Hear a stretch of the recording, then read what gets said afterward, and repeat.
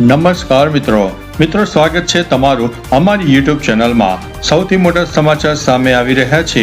મહાયુદ્ધના ભણકારા, America અને Iran વચ્ચેની શાંતિ વાર્તા નિષ્ફળ જશે તો રાષ્ટ્રપ્રમુખ ડોનાલ્ડ ટ્રમ્પ ઈરાન ઉપર ફરીથી હુમલો કરી શકે છે, એવો અમેરિકન મીડિયાને દાવો કર્યો છે। ટ્રમ્પે સોશિયલ મીડિયા પર યુદ્ધ જહાજવાળી એઆઈ તસવીર શેર કરીને ચેતવણી આપી છે। તેમણે સ્પષ્ટ કર્યું છે કે જો ઈરાન 5 કડક શરતો સાથે ઝડપથી સમજૂતી નહીં કરે તો તેણે ભારે કિંમત ચૂકવવી પડશે અને મધ્ય પૂર્વમાં ફરીથી મહાયુદ્ધ ભડકી શકે છે। અન્ય મહત્વના સમાચારની વાત કરીએ તો પીયુસી વગર નહીં મળે પેટ્રોલ અને ડીઝલ। દિલ્હી એનસીઆરમાં વાયુ પ્રદૂષણ પર નિયંત્રણ મેળવવા માટે મોટો નિર્ણય લેવામાં આવ્યો છે, જે અંતર્ગત હવે પીયુસી વગરના વાહનોને પેટ્રોલ ડીઝલ આપવામાં આવશે નહીં। આ નવો નિયમ 1 ઓક્ટોબર 2026 થી સમગ્ર પ્રદેશમાં સત્તાવાર રીતે લાગુ કરવામાં આવશે। તંત્ર દ્વારા તમામ વાહન માલિકોને સમયસર પોતાનું પીયુસી કઢાવી લેવા માટે અપીલ કરવામાં આવી છે। જોકે વહીવટી તંત્ર દ્વારા મેડિકલ ઇમરજન્સી કાયદો અને વ્યવસ્થા માટે છૂટછાટો આપવામાં આવશે। અન્ય મહત્વના સમાચારની વાત કરીએ તો ઢોસા કાંડમાં સનસનાટીભર્યો ખુલાસો સામે આવ્યો। ચાંદખેડામાં ઢોસા આરોગ્ય બાદ બાળકીઓના મોતના રિપોર્ટમાં મોટો ખુલાસો થયો છે। બાળકીના પીએમ રિપોર્ટમાં તેના શરીરમાંથી એસિનોબેક્ટર બાવમાની નામનો અત્યંત ગંભીર બેક્ટેરિયા મળી આવ્યો છે, જેના કારણે બાળકીના શરીરમાં ગંભીર ચેપ એટલે કે ઇન્ફેક્શન ફેલાયું અને બાળકીનું મૃત્યુ થયું હોવાનું સામે આવી રહ્યું છે। આ ચેપ કોઈ ખોરાક કે હોસ્પિટલ સહિત બીજા કોઈ પણ સ્થળેથી લાગેલા ચેપની આશંકા છે, જેથી બાળકીનું મોત થયું છે। અન્ય મહત્વના સમાચારની વાત કરીએ તો નકલી પાન મસાલાની ફેક્ટરી ઝડપાઈ। અમદાવાદમાં નકલી પાન મસાલાની ફેક્ટરી ઝડપાઈ ગઈ છે। શહેરના ઓઢવ વિસ્તારમાં એસઓજી ક્રાઇમ બ્રાન્ચની ટીમે રેડ પાડીને બ્રાન્ડેડ કંપનીની વિમલ અને મહક પાન મસાલાનું ડુપ્લિકેટ પેકિંગ રેકેટ ઝડપી પાડ્યું છે। પોલીસે ડુપ્લિકેટ પાન મસાલા બનાવવાનું ઇલેક્ટ્રિક મશીન, વિમલ અને મહક સિલ્વર પાન મસાલાના હજારો તૈયાર પેકેટ સાથે કુલ 3.34 લાખનો મુદ્દામાલ જપ્ત કરીને સબ્બીર અલી શેખની ધરપકડ કરીને આગળની કાર્યવાહી તેજ કરી છે। અન્ય મહત્વના સમાચારની વાત કરીએ તો વાટાઘાટો નિષ્ફળ જશે તો યુદ્ધ માટે અમે તૈયાર છે, તેવું ઈરાને જણાવ્યું છે।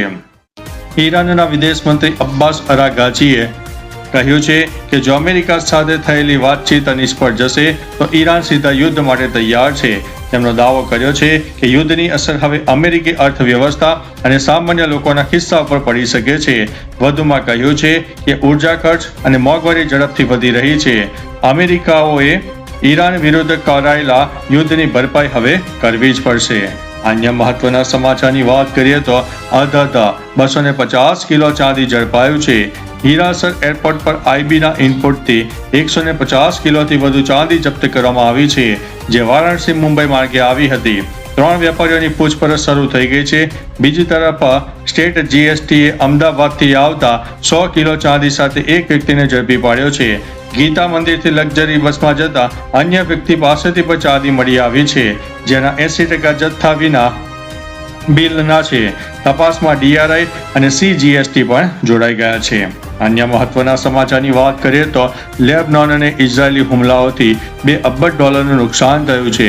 લેબનોનના મંત્રી અમેર બિસાએ જણાવ્યું છે કે માર્ચ મહિનાથી ઇઝરાયેલી હુમલાઓને કારણે દેશને આર્થિક રીતે લગભગ $2 અબજ નુકસાન થયું છે। આ નુકસાન લેબનોનની જીડીપીના 7% જેટલું છે। મંત્રીએ કહ્યું છે કે યુદ્ધની અસર લોકોના રોજિંદા જીવન પર પડી છે। અનેક લોકોએ નોકરી ગુમાવી છે, ખેતી અને ફેક્ટરીઓ પણ પ્રભાવિત થઈ છે અને પ્રવાસન વ્યવસ્થા અત્યારે લગભગ ઠપ થઈ ગયો છે।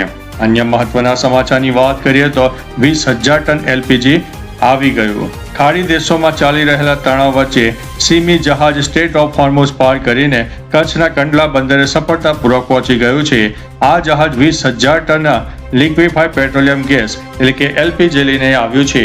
13 મેના રોજ સ્ટેટ ઓફ હોર્મુઝમાં પસાર થયેલું આ જહાજ રવિવારે કંડલા બંદરે પહોંચી ગયું છે અને જેટી નંબર 1 પર લંગારવામાં આવ્યું છે। અન્ય મહત્વના સમાચારની વાત કરીએ તો પોલીસ કર્મચારીઓ લાંચ લેતા ઝડપાયા। અમદાવાદ ગ્રામ્ય એસીબીએ કડબા પોલીસ સ્ટેશનના એએસઆઈ ભાવેશ રાવલ અને જીઆરડી કમલેશ ઉર્ફે રોબર્ટ બારોટને 30,000 રૂપિયાની લાંચ લેતા ઝડપી પાડ્યા છે। બાકરોલ પોલીસ ચોકીના કમ્પાઉન્ડમાં ફરિયાદીની કારમાં છટકું ગોઠવીને આ ઓપરેશન કરવામાં આવ્યું છે। કોસ્મેટિક ફેક્ટરીમાં એક્સપાયરી માલ સામાનનો કેસ નહીં કરવા બદલ 2 લાખની માંગણી કરીને 30,000 રૂપિયા નક્કી કરવામાં આવ્યા હતા. અન્ય મહત્વના સમાચારની વાત કરીએ તો કતાર અને સાઉદી અરેબિયા વચ્ચે યુએસ અને ઈરાન યુદ્ધ વિરામ પર વાતચીત. કતારના વડાપ્રધાન અને વિદેશ મંત્રી શેખ મોહમ્મદ બિન અબ્દુલ રહેમાન અલ થાલીએ સાઉદી અરેબિયાના વિદેશ મંત્રી પ્રિન્સ ફૈસલ બિન ફરહાન સાથે ફોન પર વાતચીત કરી. બંને નેતાઓએ પ્રાદેશિક પરિસ્થિતિ અને અમેરિકા ઈરાન વચ્ચેના યુદ્ધ વિરામ પર વિગતવાર ચર્ચા કરી. કતારે તમામ પક્ષોને સંવાદ દ્વારા સંકટનો કાયમી ઉકેલ શોધવા માટે અપીલ કરી છે અને મધ્યસ્થીના પ્રયાસોને સમર્થન આપવા માટે ભાર મૂક્યો છે. તો ચાલો મિત્રો, ફરીથી દેશ અને દુનિયાના સુપરફાસ્ટ સમાચાર લઈને મળતા રહીશું. ત્યાં સુધી અમને રજા આપશો. નમસ્તે.